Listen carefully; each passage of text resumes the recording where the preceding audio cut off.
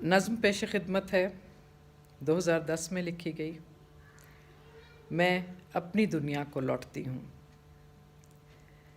मैं अपनी दुनिया को लौटती हूँ। ये इतने सालों का फासला जो मेरे और उस शहर आया, ये इतने सालों का फासला जो मेरे और उस शहर बीच आया, कभी लगा एक पहर जैसा, कभी अजाब और कहर जैसा।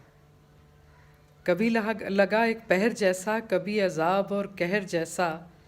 ये हिजर सांपों के जहर जैसा, ये हिजर सांपों के जहर जैसा।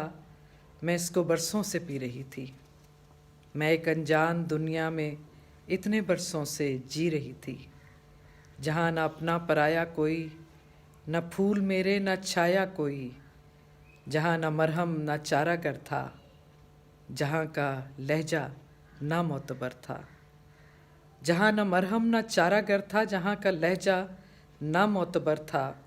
मैं कैसे ज़ख्मों को सी रही थी, मैं कैसे ज़ख्मों को सी रही थी। मैं अपने गुमगुश्ता नर्म रोशन शगुफ्ता चेहरे को आईने में टटोलती हूँ।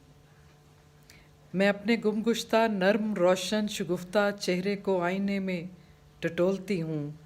मैं इस शहर की सुपुर्दगी को तुम्हारे हाथों में सौंपती हूँ। पुरानी दुनिया को लौटती हूँ। मैं अपनी दुनिया को लौटती हूँ। शुक्रिया।